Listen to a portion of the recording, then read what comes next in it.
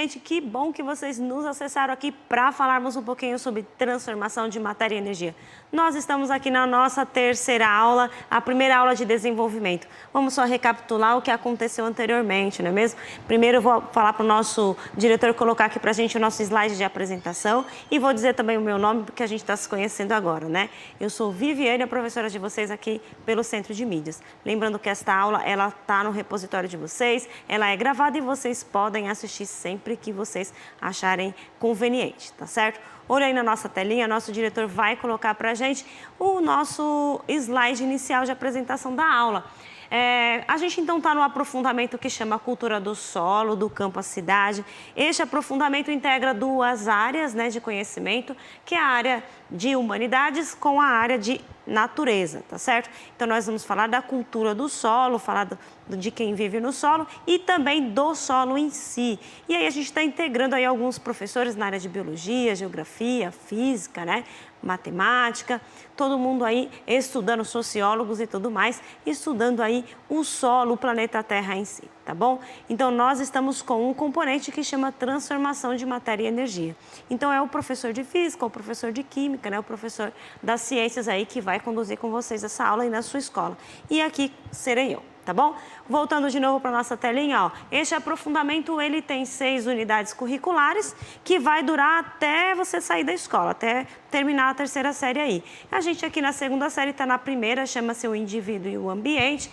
Olha aqui a presença aqui do componente, né? A presença da humanidade, representada pelo nome, indivíduo, e a presença das ciências da natureza, representada pelo ambiente, tá certo? No slide anterior eu tinha colocado meio aqui, vocês corrijam então das aulas que passaram, tá certo? O indivíduo e o ambiente, o nome dessa unidade curricular. Tem 5 componentes e a gente é uma delas aí, ó. Transformação de matéria e energia. Falando de matéria, eu deixei uma pergunta para vocês anteriormente, né? Aqui a matéria para a gente é o que vem na forma de sólido, de líquido e de gasoso, né? E também a gente já definiu aqui uma definição informal de energia. A gente disse que energia é aquilo que capacita, né, a matéria ou os corpos a realizarem trabalho, a se movimentar. Tá certo? E aí a gente está com uma proposta de estudos aí que vai desenvolver essas 3 habilidades da formação geral básica e hoje a gente vai falar então sobre a geotérmica. Eu coloquei esse título aí, ó, por dentro do planeta. A gente vai olhar dentro do planeta mesmo, hoje aí com alguns recortes de aula, tá bom? O nosso objeto de estudo ou objeto de conhecimento, especificamente nessa atividade, a gente está falando sobre a geotérmica. A ideia é que a gente use o calor do solo para transformar em energia elétrica. A gente já falou que a quantidade de energia que existe ela é única, não é mesmo? Então, o que a gente consegue fazer é transformar uma manifestação de energia em outra, né? E a proposta é que a gente cause menos impacto possível ambiental. Tá? Seja sustentável. O nosso objetivo hoje é conhecer a estrutura interna do planeta, falar do solo do planeta e a gente quer verificar então se é possível, né, a viabilidade e se temos potencial, especialmente aqui no Brasil, para a produção de energia elétrica a partir do calor do solo. Tá bom? Essa é a nossa proposta e o objetivo da aula de hoje. E a gente vai começar, ó, dando uma olhadinha nesse slide aí. Esse slide, a estrutura interna do solo, eu peguei aí de uma aula do professor Antônio Russo, que também está trabalhando um componente desse aprofundamento. Mas este daqui, este slide, esta aula, ele fez aí, vocês podem encontrar, no final tem a referência aí, aí no repositório do Centro de Mídias, tá bom? Então, olha aqui para a nossa imagem. O que nós temos aqui é um corte do planeta Terra e o planeta Terra tem algumas camadas internas aí. Então, a primeira, mais fininha, a gente vai chamar de crosta terrestre, que é onde a gente fica, né? Mais para baixo ela é uma camada fina. Daqui um pouco tem outro slide dizendo aí mais ou menos o tamanho, a grossura, né, dessa camadinha. Mais para dentro a gente tem uma parte que chama-se manto, um superior e o inferior. O mais próximo aqui da crosta a gente vai chamar de superior e mais para dentro o manto inferior. E por fim a gente tem o núcleo, né? Na verdade são 3 grandes camadas divididas em 2 partes aí. E mais para dentro, então, a gente tem o núcleo interno e o núcleo externo da Terra, tá certo? Essa imagem vocês podem retirar, então, foi tirada lá do Serviço Geológico do CPRM neste site aí. Bom, ainda nessa ideia de olhar ó, o interior, o que nós temos aqui, ó, cerca de 30 a 65 quilômetros, a gente tem a crosta aí terrestre. A parte de terra, tá? A parte continental é a parte de terra, porque a gente sabe que tem uma parte que é de água, né? O nosso planeta azul aí. Bom, então a crosta terrestre tem até 65 quilômetros, né? Mais ou menos de 30 a 65 quilômetros aí. O manto superior, que é a segunda camadinha, né? E juntamente com o manto inferior, mais ou menos, ó, quase 3.000 quilômetros mais para baixo aí, tá certo? E a partir daí, ó, a gente tem o núcleo, tá? Então, nas profundezas aí, a gente tem o núcleo. A gente sabe pouca coisa dessa região, né? Porque é muito difícil, primeiramente, adentrar aí o planeta. E também a gente ainda está em busca de recursos e também é muito quente, tá? Então, nós estamos aqui. A gente sabe mais coisas aqui da parte mais fina. A gente tem alguns equipamentos aí que dá para a gente fazer esse estudo. Lembrando que na aula passada a gente falou do sismógrafo, a gente fez um experimento do sismógrafo, né? O sismógrafo, ele tem aqui, dentre outras funcionalidades, a gente entender aí o interior do planeta, saber como que é por dentro, tá? A gente não sabe muito, mas a gente sabe algumas coisas que são suficientes, por exemplo, para a gente tomar medidas de segurança, saber quando tem um terremoto chegando, um abalo sísmico, não é mesmo? E também a gente está usando aí essa sensibilidade do sismógrafo, desse equipamento, para saber se a gente consegue aproveitar o calor do solo aí de dentro, tá bom? Do planeta, para a produção de energia elétrica, por exemplo, tá? Bom, continuando aqui, ó, a gente vai ver agora alguns recortes de um vídeo do professor Antônio Russo. São duas aulas que ele planejou aí em 2 momentos, para a gente falar, para a gente conhecer, então, a estrutura interna do solo, tá? Lembrando que o solo, então, a gente já conhece algumas coisas, tem a parte muito quente lá embaixo, né, no núcleo.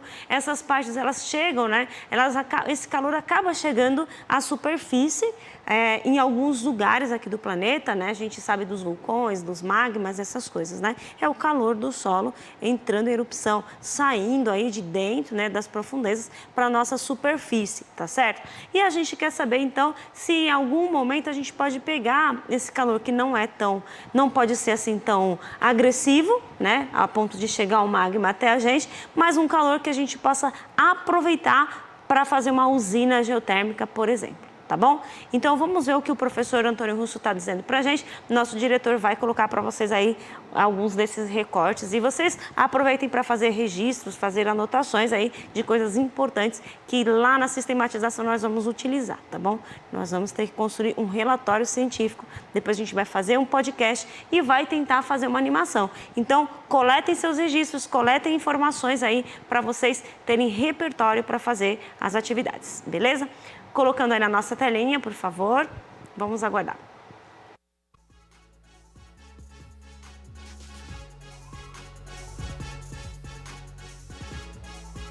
Então vocês vão prestar bastante atenção aí, né, nos movimentos, né, das placas tectônicas, né, e esses fenômenos naturais aí dos processos endógenos que vão acontecer, né, no decorrer aí do vídeo, tá? Então é interessante prestar bastante atenção, porque vai mostrar aí a transformação do relevo, né, o processo aí do tectonismo, aí está mostrando aí a imagem aí, né, do Pacífico, né, que tem lá o Círculo do Fogo do Pacífico, como nós chamamos, aquela parte vermelha, né? Então ele está mostrando aí agora o vulcanismo, então toda essa formação aí endógena, né, que faz parte aí do interior do nosso planeta, ele é apresentado. Esses pontinhos aí são as áreas vulcânicas, né? Vejam lá a linha vermelha aí do Círculo do Fogo, aí a formação do vulcanismo, né, mostrando todo o processo. Eu vou até mostrar uma outra imagem para vocês, né, para vocês terem noção, né, das partes dos vulcões, né, que muita gente vê lá, né, as imagens, né, dos vulcões,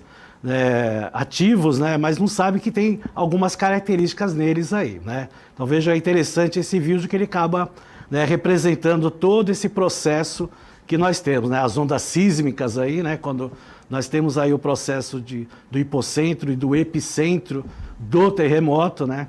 Então a gente vê aí que na realidade o interior do planeta, ele tem aí placas tectônicas, né, com suas formações, né? E o magma, né, está acima lá do magma, né? Como o magma é uma região, né, flácida, né, móvel, né? Então as placas tectônicas acabam se movimentando, né? E no encontro, no seu afastamento, né?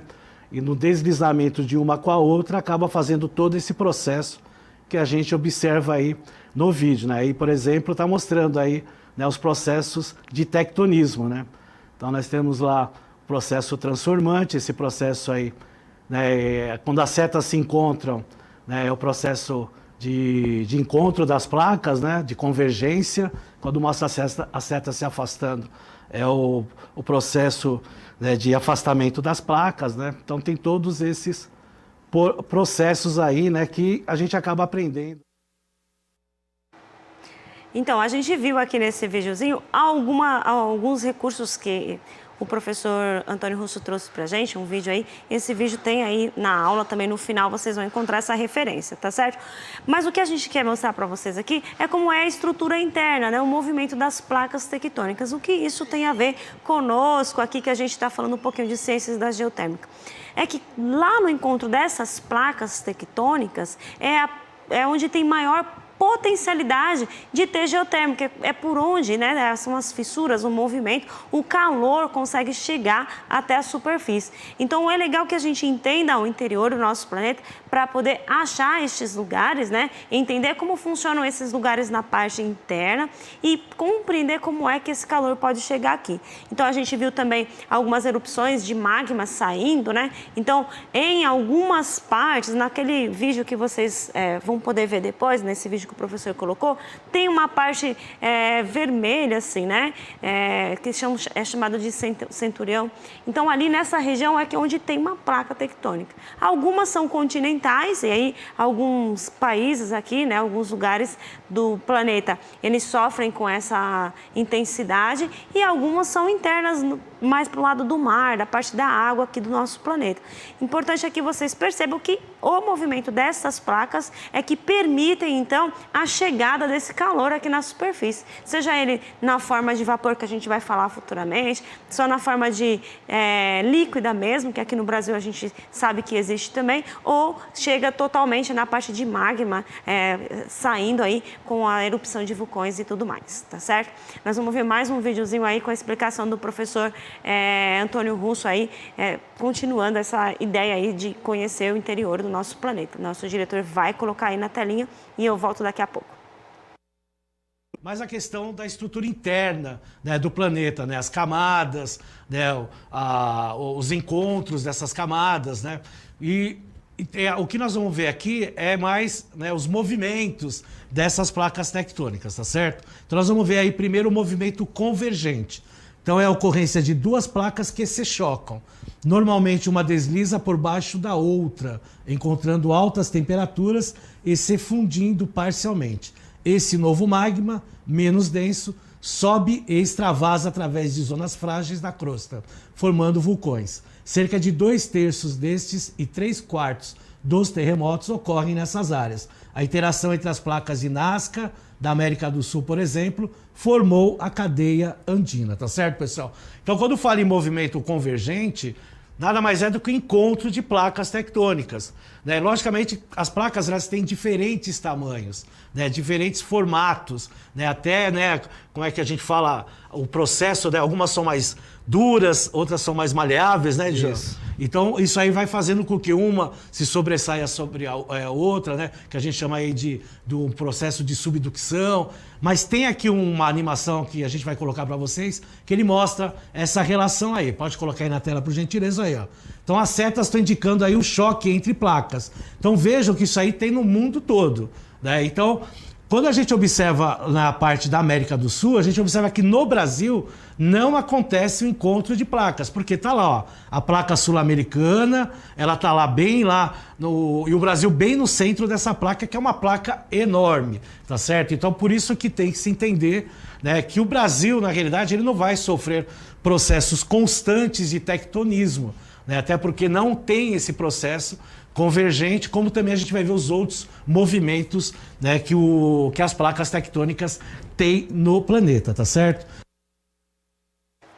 Então, vimos aí. Então, o mais importante é que vocês percebam essa última animação que o professor Antônio Russo trouxe aí pra gente. Nesse desenho daquele globo, você pode ver algumas delimitações e ali são onde tem o encontro de placa. Parte dele, onde está de azul, é no mar, né? Acontece no mar também. E parte é no continente. Então, repare que a região, né, onde tem, tá mais avermelhada, mais laranjada, é a região onde tem maior incidência aí de movimentação de placas tectônicas. Ou seja, é a região que tem maior potencialidade de ter, da gente poder criar uma usina geotérmica, por exemplo, tá? E ele chamou a atenção aí para a placa tectônica a qual o Brasil está em cima, né? É uma placa muito grande. Ele mesmo, em outro componente aí, neste mesmo aprofundamento, ele tá tratando sobre a idade, né, do solo, idade, né, das placas e tudo mais. E ainda surge uma pergunta, será que a idade, né, tem a ver aí com o surgimento dessas placas se batendo, né, umas com as outras, será? Então, ele já deixou claro e deu uma dica para o que a gente vai ver daqui a pouco com mais um recorte sobre a potencialidade de geotérmicas aqui no Brasil. Então, o Brasil, aí neste desenho, ele está fora deste encontro de placas aí, tá certo? Em compensação, a costa ali no Chile, né, na região andina, tem bastante potencialidade, ali tem mais vulcões, tem terremotos e tudo mais. Beleza? Vamos continuar aqui, ó. Só dando uma olhadinha no que eu escrevi para vocês, isso é muito importante, vocês podem até deixar no caderno. Escreve aí, gente, ó. Isso é lindo porque isso aqui é muito legal, é muito importante, tá? Então, a minha dica para vocês, vai colocando o que é lindo, o que é mais legal aí para vocês escreverem, inclusive quando forem fazer o relatório científico de vocês ou então a construção de animações e podcast. Veja. As placas tectônicas são grandes blocos que formam a crosta terrestre e flutuam sobre o magma.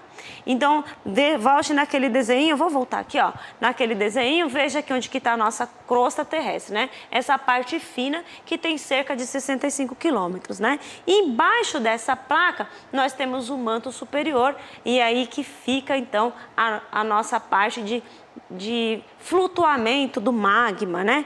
Veja o que é o magma, ó.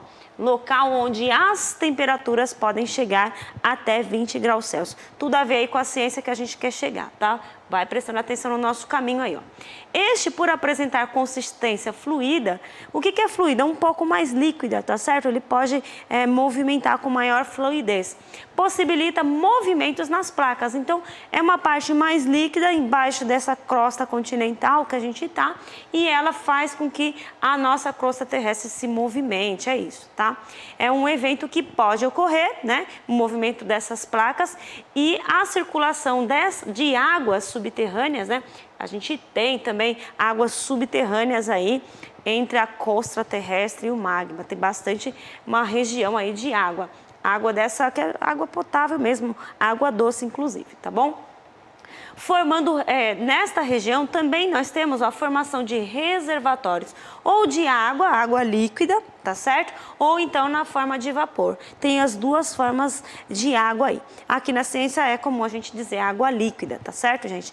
Então a água líquida é quando ela está aí num estado de fluidez, tá líquida mesmo, tá certo? Ou vapor. E esta água, né, por causa dessa temperatura muito grande nesta região, ela tem sofre grande pressão, né? Tem calor, ela está aprisionada aí dentro, né?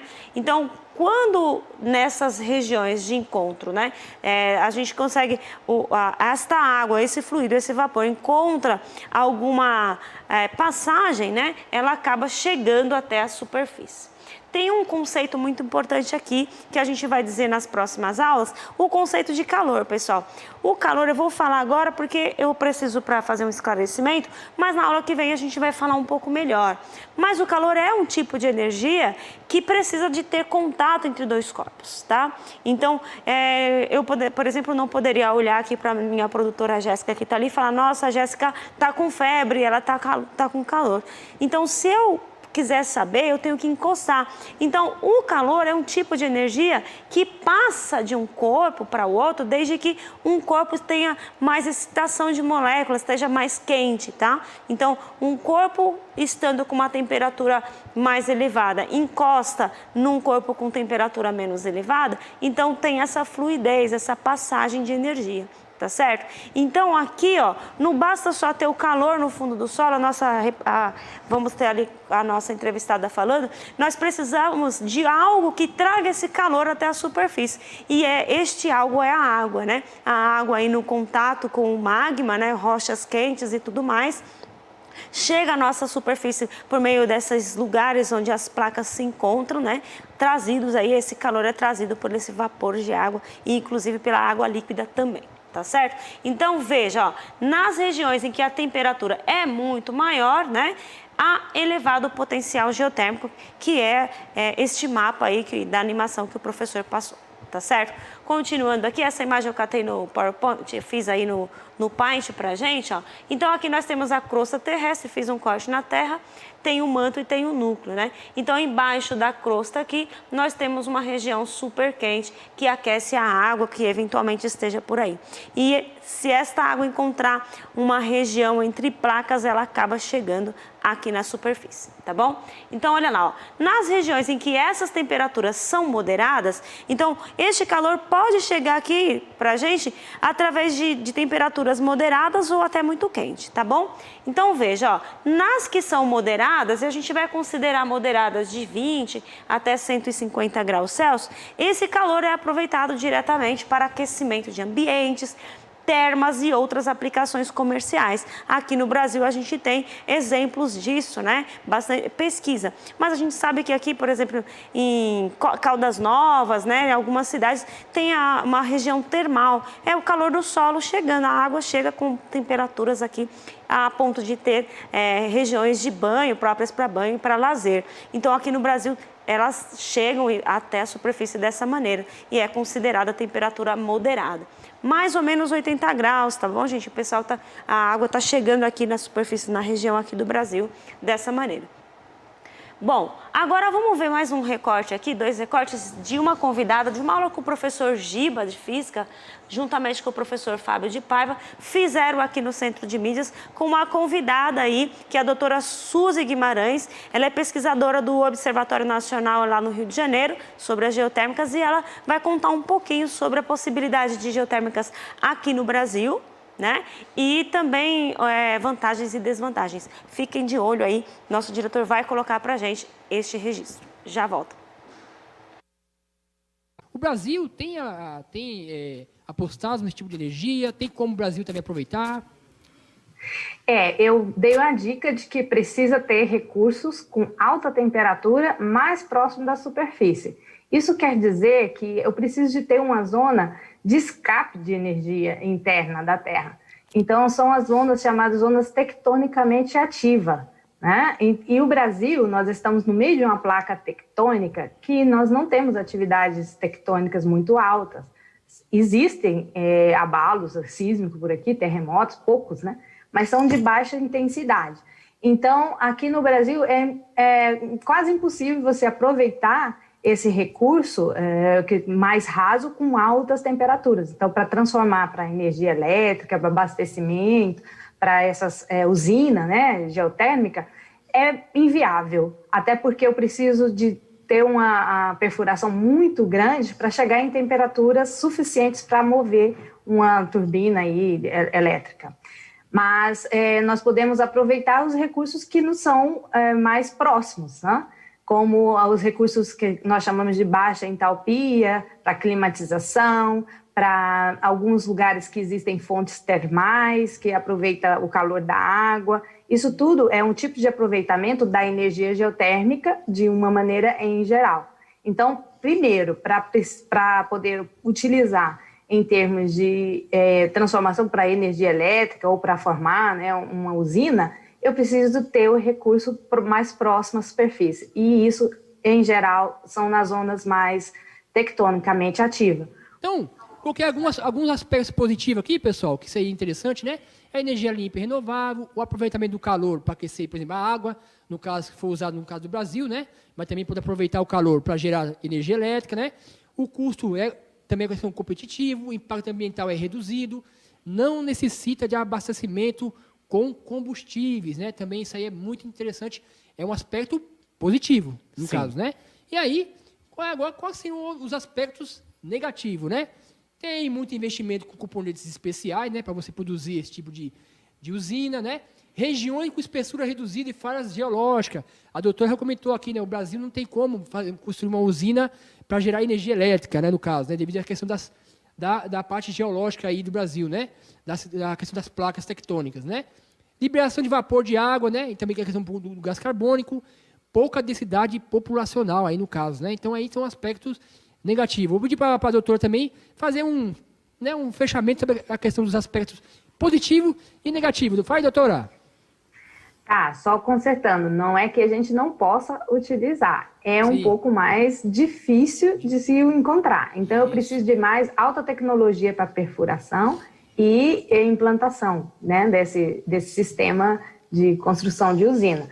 E existem plantas no Brasil, inclusive, piloto desse tipo de energia, que a gente está querendo que agregue a nossa plano energético, passar um pouquinho mais de 1% do que se usa no Brasil, exatamente porque é um tipo de energia que contribui para a sustentabilidade, energia limpa e renovável, né? Existem alguns aspectos também de desvantagens, que é o caso dos gases que são associados ao interior da Terra, mas isso também é totalmente monitorado. Então, o grande malefício nesse momento é o custo, né? O custo de implantação, que é um pouco maior, e a gente vê em longo prazo que a gente vê esse retorno.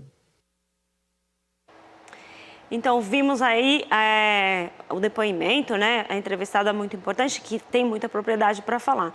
Então, veja, é uma correção, né? Aqui no Brasil a gente não tem a utilização, inclusive o Brasil, ele a maior parte dos recursos aqui do Brasil, quase 90% ou até mais, é de energia limpa, né? As hidrelétricas, elas ocupam aí, acredito que cerca de 70% aí da nossa matriz energética. Então, a gente tem aqui no Brasil as geotérmicas mais para uso de lazer, né? Mais uso de aquecimentos mais simples, né? Climatização e tudo mais, mas ainda a gente não tem produção de eletricidade e o principal motivo, então, é porque a nossa placa tectônica, ela não tem, nosso solo não é propenso, né? Ainda, e ficaria muito mais caro. Então, o principal problema é que fica caro e exige, então, equipamentos mais sofisticados para que a gente consiga acessar o calor, né? E ter que andar mais, né, da nossa crosta terrestre aí para poder achar esse calor aí no interior, tá certo? Então, mas a nossa entrevistada aí, a professora Suzy, ela falou que tem projetos aqui no Brasil de pesquisas pensando nisso já, tá? Então, vai ficar aí para vocês esta produção aí. Lembrando que a gente tem várias vantagens, ela é limpa, ela é renovável, não é mesmo? E aí vocês podem acessar de novo esses vídeos na íntegra que eu deixei aí para vocês, ó. Esses links aí vocês conseguem acessar, tá bom? Olhando aí para nossa telinha que está chegando ao fim a nossa aula. Agora é com vocês, ó. Tem esse arquivo aqui que vocês podem clicar, especialmente aqui em cima para você abrir, tá bom? É mais fácil abrir clicando lá em cima e depois ele vai pedir uma autorização. É um artigo que fala sobre as potencialidades de utilização das geotérmicas aqui no Brasil. E aí trata-se de uma revisão de literatura, portanto tem várias pessoas falando aí, explicando o tipo de uso de geotérmicas aqui no Brasil, tá? Então a ideia é que vocês conheçam aí as potencialidades, né, das geotérmicas aqui no Brasil e façam esses registros, né? Digam se tem, se não tem, por quê, tá bom? E aí tem umas perguntas que podem nortear o seu estudo aí, ó. Veja, que regiões no Brasil possuem geotérmicas ou potencial de alta temperatura no solo, né? A gente não tem geotérmicas, mas tem região. Inclusive, lá na parte do Pará, nós temos uma região assim, tá bom? Onde no mundo se utiliza a geotérmica? Para quais fins? né? Aprimore suas habilidades artísticas, ó. Tentem fazer mapas, represente o mapa dessas regiões onde tem esse potencial. Mesmo que não tenha geotérmica, mas pode ter, entendeu? Isso aqui é potencialidade. Investigue, ó, sobre o que a professora falou aí no final. Projetos já aqui no Brasil de utilização de geotérmicas para gerar eletricidade. A gente não tem, mas a gente pode, já tem estudos aí pensando nessas possibilidades, tá bom? E aí o nosso mural para vocês hoje, ó. Então a gente já relembrou a estrutura do planeta, falamos sobre a estrutura do solo do Brasil e a viabilidade, né, das geotérmicas aqui.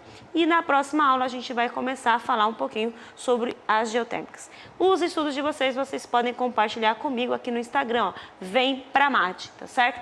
Então, um beijo para vocês, pessoal, e até a próxima. Obrigada.